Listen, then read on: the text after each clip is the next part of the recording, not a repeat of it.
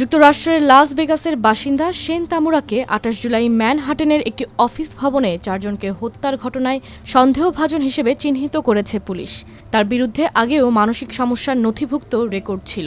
ফলে প্রশ্ন উঠেছে, মনোরোগের ইতিহাস থাকা সত্ত্বেও কিভাবে আগ্নেয়াস্ত্র হাতে পেলেন তামুরা?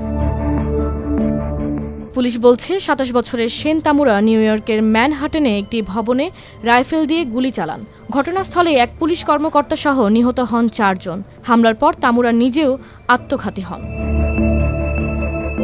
সংবাদ মাধ্যমগুলো জানিয়েছে, একসময় হাই স্কুলের ফুটবল খেলোয়াড় ছিলেন তামুরা।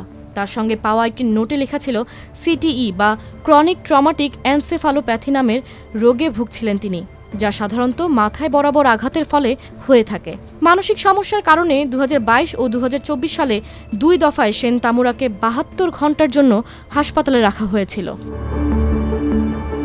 শেন তামুরার আগ্নেয়াস্ত্র ব্যবহারের লাইসেন্স ছিল। হামলার সময় AR-15 ধাঁচের একটি রাইফেল ব্যবহার করে হামলা চালান তিনি। যুক্তরাষ্ট্রে ১৯৯৯ সাল থেকে ২১ রাজ্য এবং ওয়াশিংটন ডিসিতে রেড ফ্ল্যাগ আইন পাশ হয়। এই আইন ঠিক করে কারা আগ্নেয়াস্ত্র জব্দ বা ব্যবহারে নিষেধাজ্ঞার জন্য আবেদন করতে পারবেন। রেড ফ্ল্যাগ আইনগুলো তৈরি হয়েছে অস্থির বা বিপজ্জনক মানুষের কাছ থেকে আগ্নেয়াস্ত্র জোরপূর্বক নিয়ে নেওয়ার জন্য। নেভাডা অঙ্গরাজ্যের আইন অনুযায়ী কেউ যদি নিজের বা অন্য কারোর জন্য হুমকি হয়ে ওঠেন, তবে পুলিশ বা পরিবারের সদস্যরা তার আগ্নেয়াস্ত্র সাময়িকভাবে জব্দ করতে বা আগ্নেয়াস্ত্র রাখার অধিকার সীমিত করতে পারেন।